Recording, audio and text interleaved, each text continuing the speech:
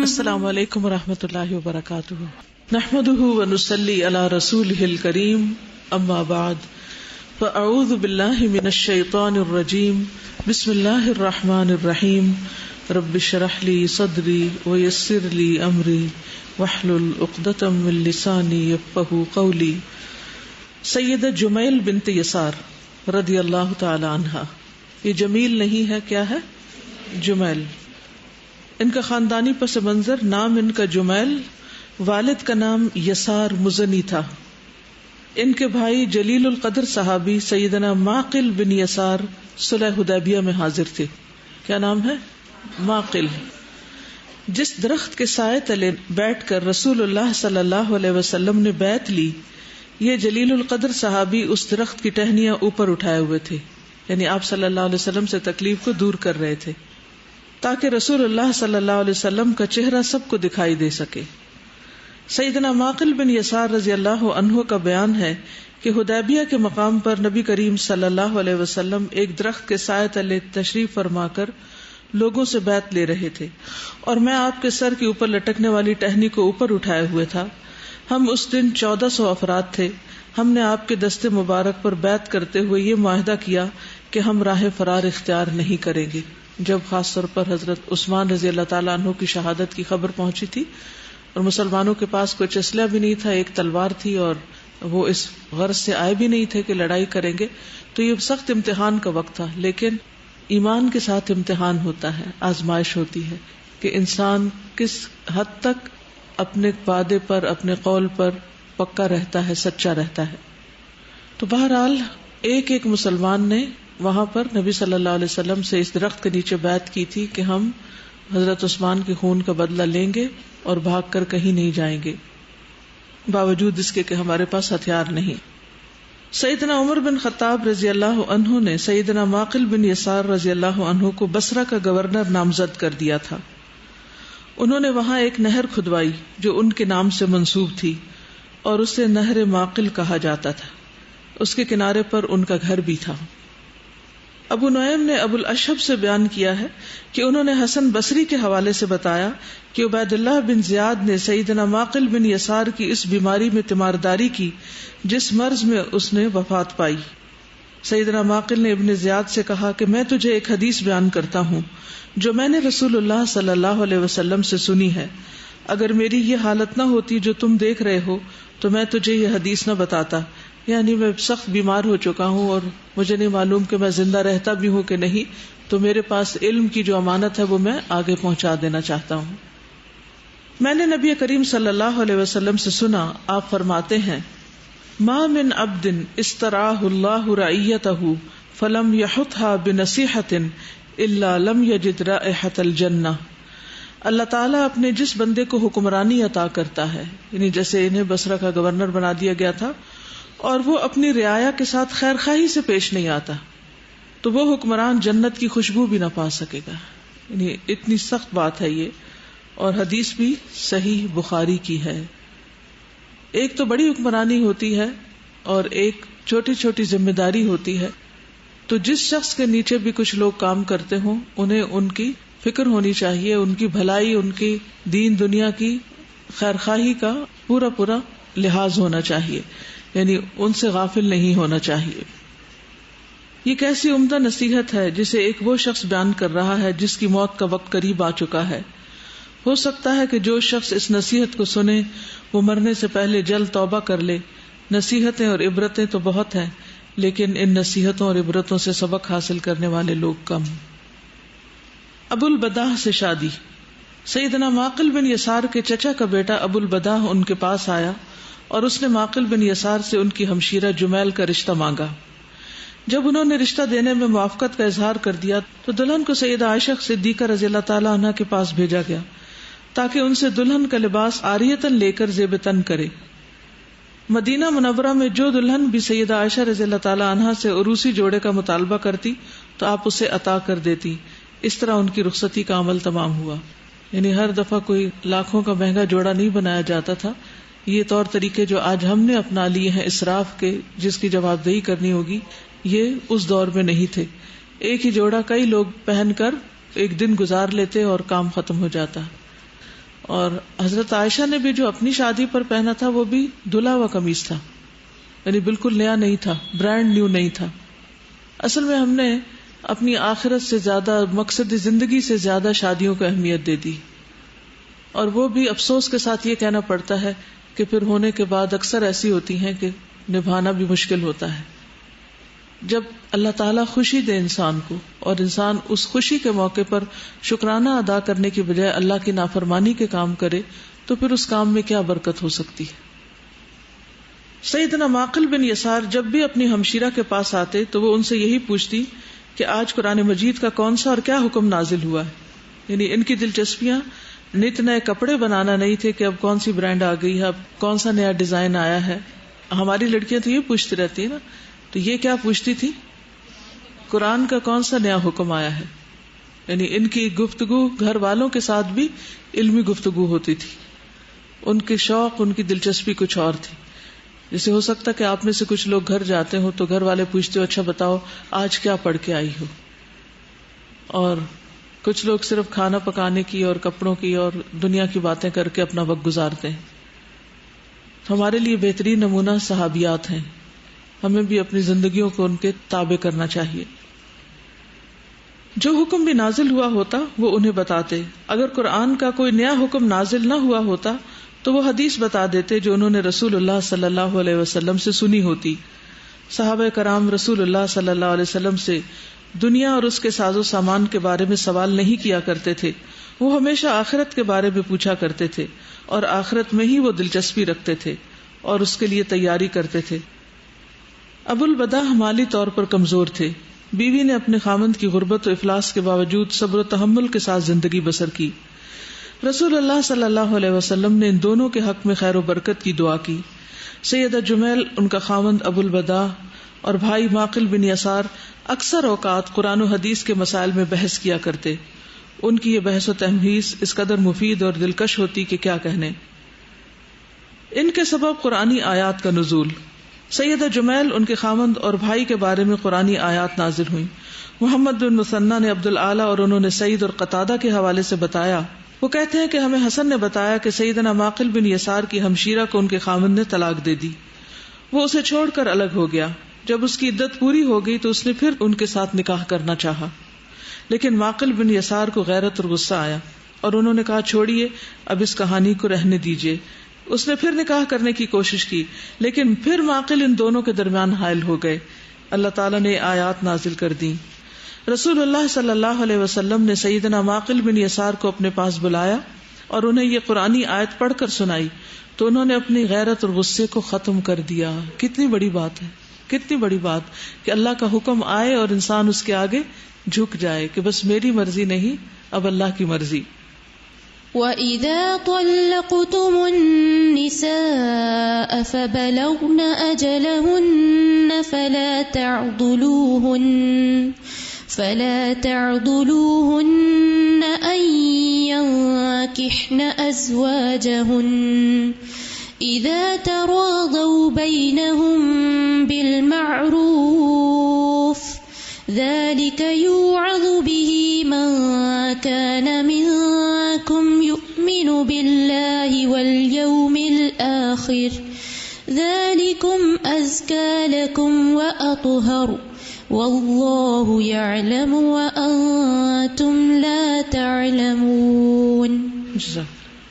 جب تم اپنی عورتوں کو طلاق دے دو اور وہ اپنی عدت پوری کر لیں تو پھر اس میں معنی نہ ہو کہ وہ اپنے زیر تجویز شوہروں سے نکاح کر لیں، یعنی پہلے ہی شوہر سے دوبارہ نکاح کر لیں، کیونکہ ایک طلاق کے بعد عدت پوری ہونے کی صورت میں دوبارہ نکاح بھی ہو سکتا ہے، جبکہ وہ معروف طریقے سے باہم نکاح کرنے پر راضی ہوں.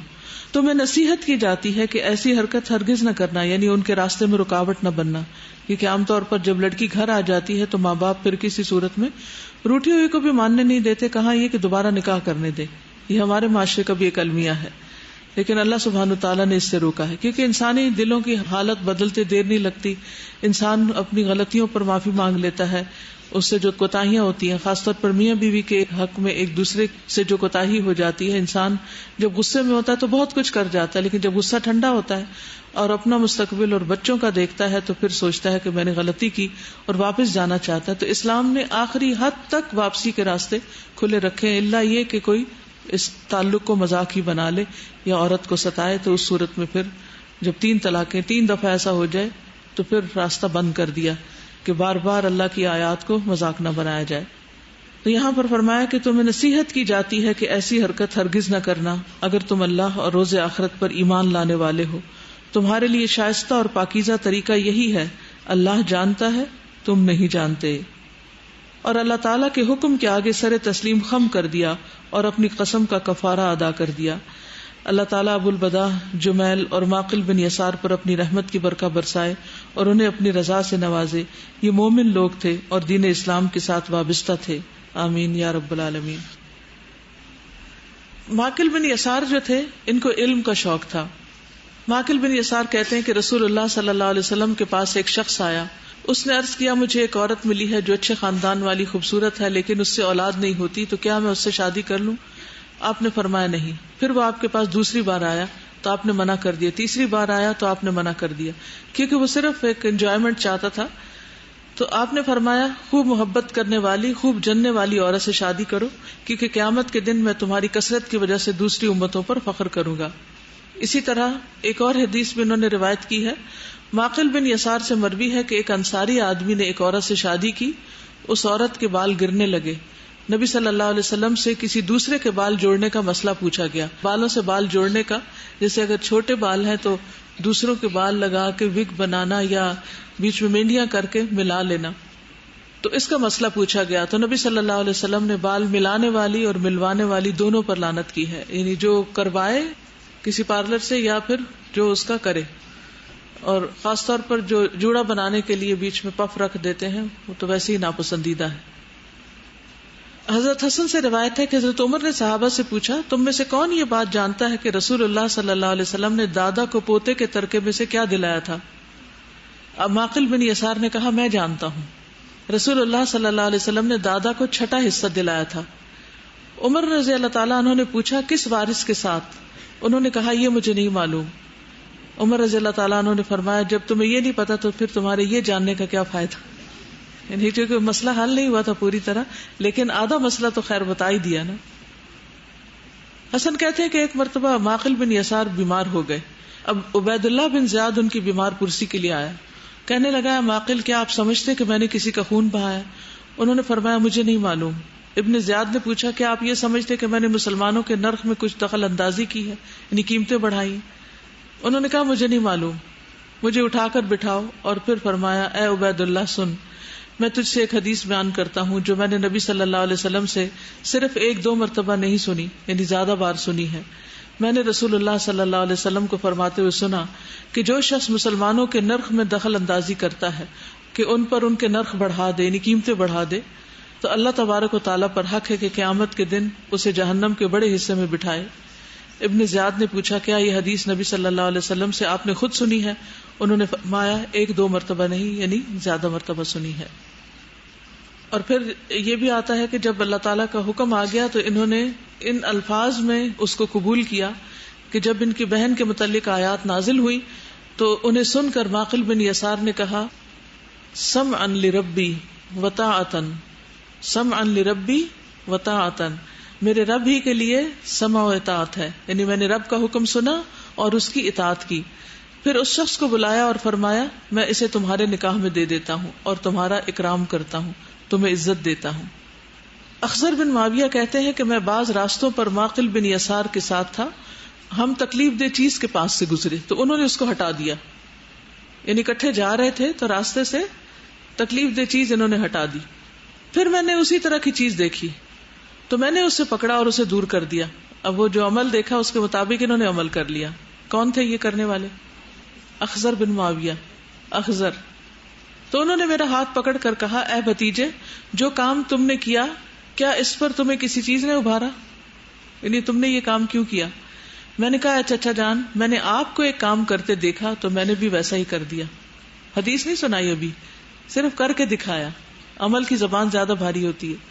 پھر انہوں نے بتایا کہ میں نے رسول اللہ صلی اللہ علیہ وسلم کو یہ فرماتے ہوئے سنا ہے کہ جو شخص مسلمانوں کے راستے سے کسی تکلیف دہ چیز کو دور کرے گا اس کے لیے ایک نیکی لکھی جائے گی، اور جس سے ایک نیکی قبول کر لی گئی وہ جنت میں داخل ہو گیا. اس سے ملتی جلتی ایک اور حدیث بھی ہے نا کہ ایک شخص نے دیکھا کہ ایک درخت مسلمانوں کے راستے میں رکاوٹ ڈال رہا ہے تو اس نے کیا کیا؟ درخت کاٹ دیا. اس ایک درخت کے کاٹنے کی وجہ سے وہ جنت کے باغوں میں گھوم پھر رہا تھا. تو کسی کو تکلیف دینا اور تکلیف ہٹانا یہ دو مختلف کام ہیں. ہمیں کس میں مزہ آتا ہے؟ تو ہم نے اپنے مزے کو تبدیل کرنا ہے. ہمیں مزہ آنا چاہیے لوگوں سے تکلیف ہٹا کر. کوئی بھی چیز کسی کے راستے میں آ رہی ہو تو ایک اخلاقی فریضہ بنتا ہے کہ اس کو دور کیا جائے، دوسروں کے لیے آسانیاں پیدا کی جائیں. ایک اور حدیث انہوں نے روایت کی ان سے متعلق ہے. ایاز ابو خالد کہتے ہیں کہ میں نے دو لوگوں کو معقل بن یسار کے پاس لڑتے ہوئے دیکھا.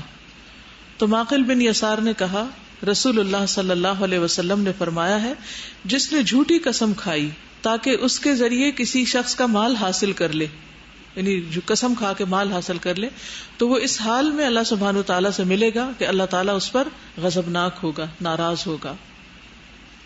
ابو عبداللہ جسری کہتے ہیں میں نے معقل بن یسار سے مشروبات کے حوالے سے پوچھا، ڈرنکس کے بارے میں، کہ ہم لوگ مدینہ منورہ میں رہتے ہیں جہاں کھجوریں کثرت سے ہوتی ہیں.